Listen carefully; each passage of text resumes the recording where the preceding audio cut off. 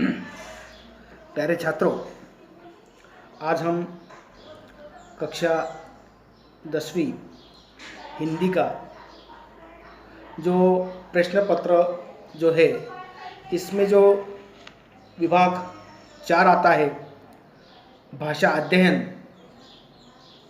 ये कुल 18 अंक के लिए होता है। इसमें आज हम जो सबसे महत्वपूर्ण भाग है, जिसमें छात्रों को ज़्यादा से ज़्यादा अंक मिलते हैं, ऐसा एक भाग जो सवाल क्रमांक 5 उसका ई भाग जो आता है निबंध लेखन। निबंध लेखन कुल 7 अंकों के लिए परीक्षा में दिया जाता है। उन निबंध लेखनों में से 2 में से एक निबंध लेखन हमें लिखना होता है।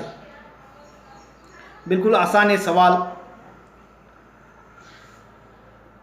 निबंध विचारों को एक जगह पर बांधना, इस प्रकार उसका महत्व होता है। तो आज हम इस निबंध के बारे में चर्चा करेंगे। तो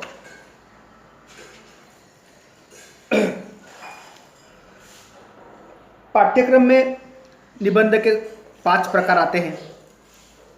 5 प्रकार में से 2 प्रकार के निबंध परीक्षा में पूछे जाते हैं, और वो 5 प्रकार कौन से हैं उसकी हम पहले चर्चा करते हैं। पहला है वर्णनात्मक निबंध। वर्णन किसी पहाड़ का, पुस्तक का या कोई भी हो, वर्णन करना, उसे वर्णनात्मक निबंध कहा जाता है।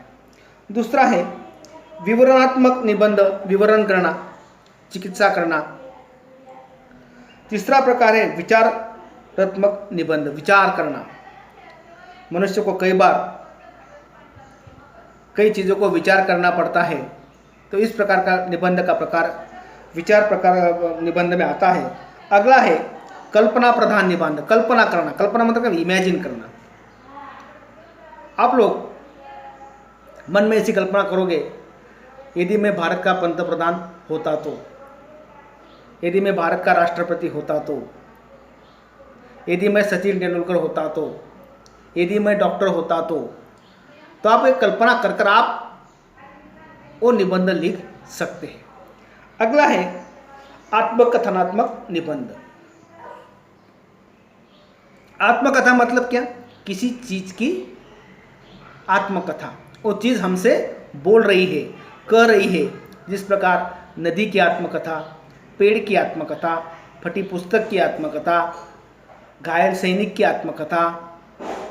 इस प्रकार 5 निबंध के प्रकार हमने देखे हैं। पहला है वर्णनात्मक, विवरणात्मक, विचारात्मक, कल्पना प्रधानात्मक और आत्मकथनात्मक। इन 5 प्रकारों में से 2 प्रकार के निबंध परीक्षा में पूछे जाते हैं। तो निबंध लिखते समय भी कुछ नियम होते हैं। उस नियमों के आधार पर निबंध लिखे जाते हैं। जिस प्रकार पहला बातें ध्यान में रखने हैं कि सबसे पहले निबंध का विषय विचार कर उसकी रूपरेखा तैयार करनी चाहिए। तो सबसे पहले हमें निबंध कौन सा लिखना है, उसके आधार पर उसकी रूपरेखा हमें तैयार करनी चाहिए। हाँ, रूपरेखा निबंध की लंबाई अंदाजा लगा जाए। अगला है निबंध का प्रारंभ। निबंध का जो प्रारंभ होता है वो कैसा होना चाहिए? आकर्षक और स्वाभाविक होना चाहिए। विषय की व्याख्या देकर प्रारंभ करने से निबंध नीरस प्रतीत होता है। किसी उदाहरण, चुटकुले या कविता या पंक्ति से निबंध का प्रारंभ किया जा सकता है। किसी प्रकार का चुटकुला, किसी प्रकार की कविता हो, इस प्रकार का आकर्षक टाइटल देखकर आप निबंध का प्रारंभ कर सकते हैं। इस प्रकार का उपयोग करके आपका जो निबंध है बहुत ही सुंदर और आकर्षक लग सकता है। अगला है तीसरा, निबंध के मध्य भाग के मुद्दों को ऐसे ढंग से रखना चाहिए जिससे पूरा विषय का प्रतिपादन हो। निबंध में प्रस्तुत विचार स्पष्ट और सुलझे होने चाहिए। निबंध में जो आप विचार लिख रहे हो वो स्पष्ट होने चाहिए, बिल्कुल समझने जैसे वो निबंध के में विचार होने चाहिए। हाँ, अगला है निबंध का अंत आकर्षक। निबंध का अंत कैसा होना चाहिए? आकर्षक होना चाहिए, स्पष्ट होना चाहिए और संक्षिप्त होना चाहिए और भावपूर्ण होना चाहिए। अगला है पांचवा, निबंध के भिन्न भिन्न मुद्दों के लिए अलग अलग परिच्छेद होने चाहिए। अलग अलग परिच्छेद, अगर अलग तरह तरह के विचार अगर आप उस निबंध में व्यक्त कर रहे हो तो उसके लिए थोड़े थोड़े छोटे छोटे परिच्छेद करना चाहिए, ना कि बल्कि बड़ा परिच्छेद लिखना है। छोटे छोटे परिच्छेद, उसमें उन परिच्छेदों में आपके जो विचार है, जो जो अलग अलग विचार आप लिख सकते हो वो इसमें लिखने चाहिए। अगला है निबंध में जैसे अलंकार हो, मुहावरे हो, कहावतें हो आदि का प्रयोग निबंधों का सौंदर्य बढ़ाता है, इसलिए इसका जगह जगह पर हमें वापर करना चाहिए, उपयोग करना चाहिए।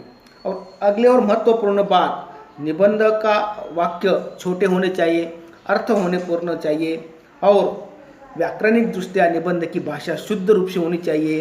यथास्थान पर विराम चिन्ह का उपयोग हमें सही तरह से करना चाहिए। तो इस प्रकार निबंध का जो लिखते समय जो महत्वपूर्ण बातें हैं उसको हमने देखा। तो आज हम एक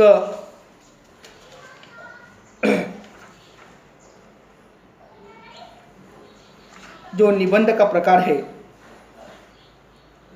वो विचार प्रधान निबंध, उसकी हम जानकारी प्राप्त करते हैं। तो निबंध का नाम है बीता हुआ समय कभी नहीं लौटता। बीता हुआ समय कभी नहीं लौटता।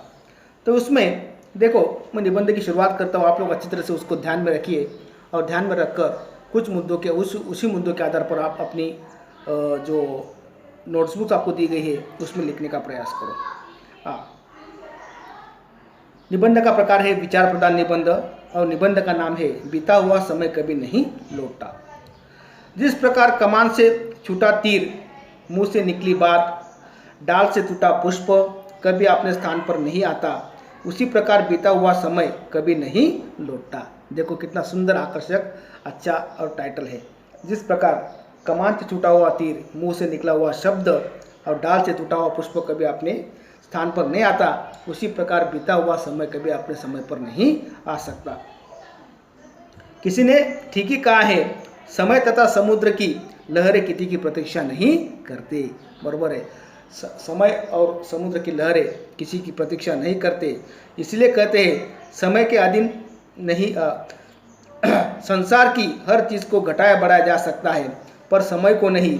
समय किसी के अधीन नहीं रहता, इसलिए कहा जाता है कल करे सो आज कर, आज करे सो अब, पल में प्रलय होएगी, बोहरी करेगा कब।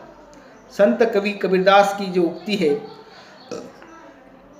उस उक्ति के अनुसार समय अबाध गति से चलता रहता है।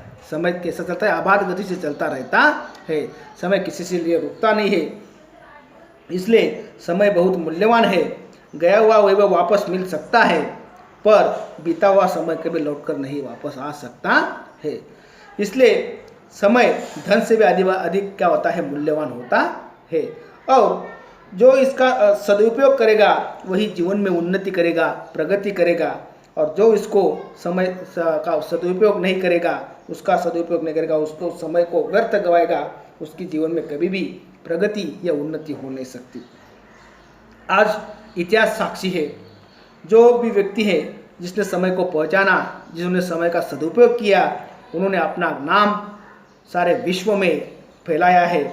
इस प्रकार उन्होंने बड़ी बड़ी सफलताएं पाई है। उसी प्रकार एक उदाहरण के तौर पर हम देखते हैं कि मैडम क्यूरी ने 20-20 घंटे प्रयोगशाला में परिश्रम किया, तब उसने क्या किया? रेडियम की खोज कर पाई। हम गांधी, नेहरू, लेनिन महापुरुषों का आदर करते हैं। ये सभी अपने कर्तव्य में लगे रहते थे, हमेशा अपने समय को महत्व देते थे और समय का सदुपयोग करके ही महान नेता बन सके। और समय का सदुपयोग करने वाला व्यक्ति भविष्य में एक सफल नागरिक बनता है। इसीलिए हमें समय पर बोया गया बीज उचित फल देता है, वैसे ही समय पर किया गया कार्य भी उचित फल प्रदान करता है। इस प्रकार हम निबंध विचार प्रधान निबंध के बारे में हम जानकारी लिख सकते हैं। उसी प्रकार कोई भी अगर आपको विषय आया परीक्षा में तो इस प्रकार आप विचार कर निबंध में उस प्रकार आप निबंध लिख सकते हो।